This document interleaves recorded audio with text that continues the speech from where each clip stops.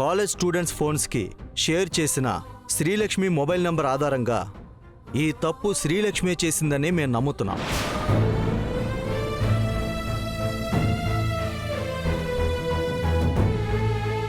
అందుకే అరెస్ట్ చేసి తీసుకెళ్తున్నాం.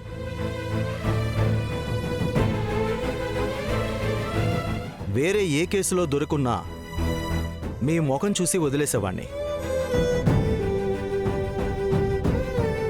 కానీ ఈ కేసులో మాత్రం అలా చేయడం కుదరదు సార్.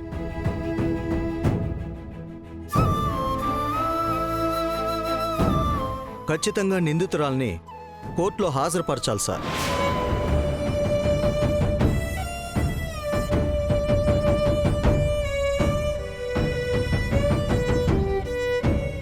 మీరిలా నిందితురాలు అనకండి ఎస్ఐ గారు.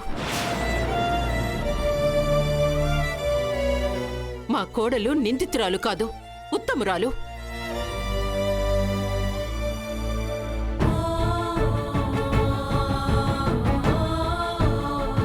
ఎస్ఐ గారు, మీకున్న ఇన్ఫర్మేషన్ ప్రకారం క్వశ్చన్ పేపర్ లీక్ అవడం అనేది ఏ సమయంలో, ఎన్ని గంటల ప్రాంతంలో జరిగింది?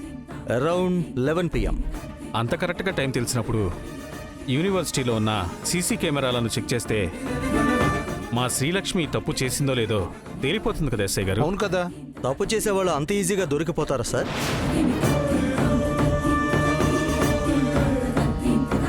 క్వశ్చన్ పేపర్ లీక్ చేయాలనుకునే ముందు ప్రీ ప్లాన్డ్గా పవర్ ఆఫ్ చేశారు.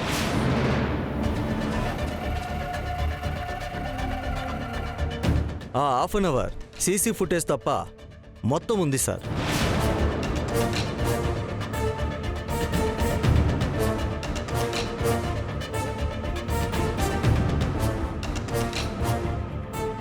అలాంటప్పుడు తప్పు చేసింది మా లక్ష్మి అని ఎలా చెప్తారు ఎస్ఐ గారు? ఎస్ఐ గారు, ఇదంతా ఎవరో కావాలనే లక్ష్మిని ఇరికించడానికి ప్లాన్ చేశారు.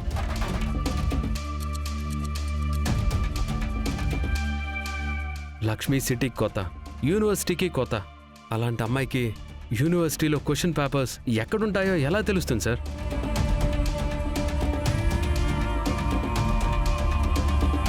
పవర్ మీటర్ ఎక్కడుంటుందో ఎలా తెలుస్తుంది సార్?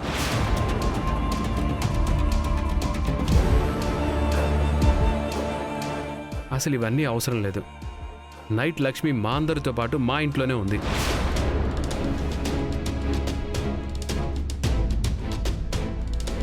బాబాయ్, మన ఇంటి సీసీటీవీ ఫుటేజ్ తీసుకురమ్మన్నాను. తీసుకొచ్చారా? తీసుకొచ్చాను. ఎస్ఐ గారికి ఇవ్వండి. చూపించు. చూడండి ఎస్ఐ గారు.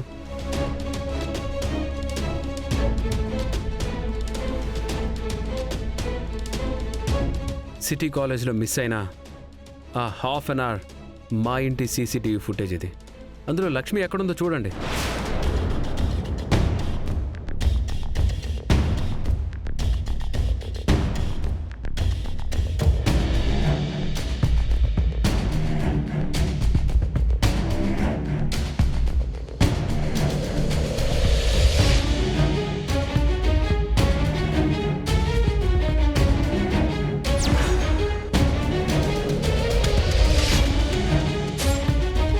నువ్వేం టెన్షన్ పడకు లక్ష్మి. అసలు దొంగలెవరో నాకు తెలుసు. మీకు తెలుసా ఎవరు మధుబాబు? ఆ విక్రమ్ త్రిషాతో చేతులు కలిపి ఇంత పనిచేశాడు. నా దగ్గర ప్రూఫ్స్ కూడా ఉన్నాయి. ఇప్పుడే విషయం పోలీసులకు చెప్పి వాళ్ళంతు చూస్తాను. వద్దు మధుబాబు, క్వశ్చన్ పేపర్ లీక్ చేయడం అనేది పెద్ద నేరం. ఇదంతా చేసింది వాళ్లే అని ప్రూవ్ అయితే వాళ్ళ కెరియర్ మొత్తం నాశనం అయిపోతుంది. ఈ తప్పు చేసింది నాను కాదు అని ప్రూవ్ అయితే నాకు చాలు మధుబాబు. వాళ్ళ సంగతి ఆ శివయ్యే చూసుకుంటాడు.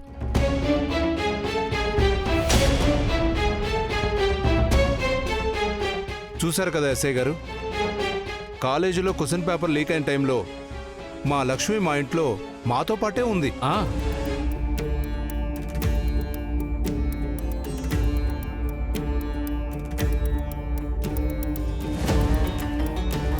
ఈ లక్ష్మి తప్పు చేయలేదు అని ప్రూవ్ అయితే ఆ తప్పు చేసింది ఎవరు అని క్వశ్చన్ మొదలవుతుంది.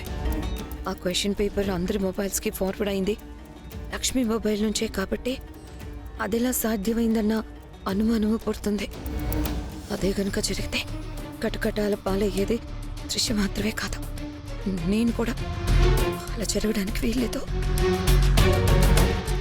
ఎస్ఐ గారు, అయినా మీకు నమ్మశకంగా లేదు అనిపిస్తే మీరు మా లక్ష్మిని పోలీస్ స్టేషన్కి తీసుకెళ్ళండి ఎస్ఐ గారు.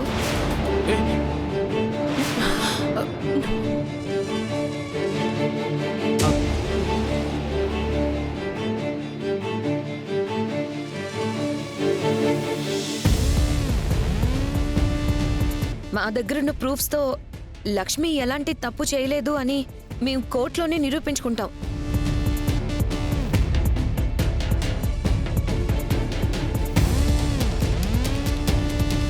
మా లక్ష్మి మీద పడిన నిందను చెరిపేసి కడిగిన ముత్యంలాగా ఇంటికి తీసుకొస్తాం.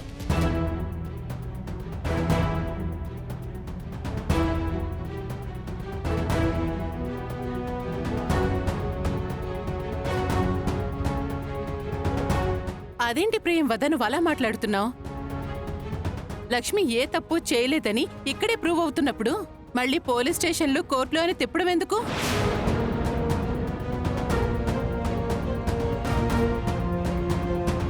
అలా తిప్పడం లక్ష్మికే కాదు, మన కుటుంబ గౌరవానికి అంత మంచిది కాదు.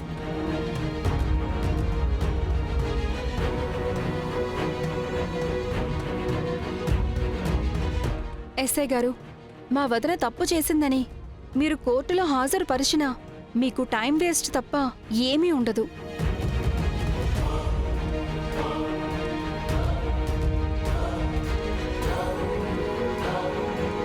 పైగా అసలైన నిందితుల్ని పట్టుకోకుండా అమాయకురాల్ని కేసులో ఇరికించే ప్రయత్నం చేశారని మీకు బ్యాడ్ నేమ్ వస్తుంది.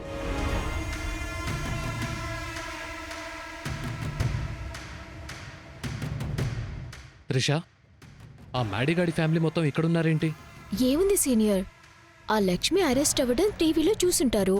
ఎలా అయినా పోలీస్ స్టేషన్కి తీసుకువెళ్లకుండా ఆపటానికి ప్రయత్నిస్తూ ఉంటారు. అయినా మనమంతా ప్లాంట్గా ఇరికించాక లక్ష్మిని అరెస్ట్ చేయకుండా ఎలా ఆపుతారు? ఎవరైనా ఆపితే బావుండని నా మనసు కనిపిస్తోంది త్రిష. నేను ప్రేమించిన లక్ష్మిని నేనే ఇరికించడం ఏంటని నాలో నేనే కుమిలిపోతున్నాను.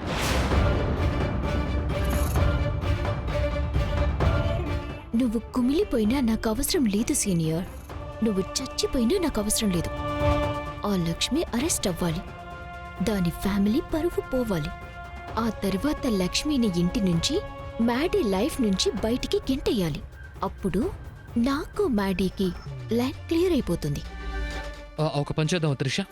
ఏంటి సీనియర్? ఇదంతా మనమే చేశామని ఒప్పేసుకుందామా? అలా చేసిన నా నిజాయితీ నచ్చి లక్ష్మికి నా మీద ప్రేమ పుట్టొచ్చేమో కదా.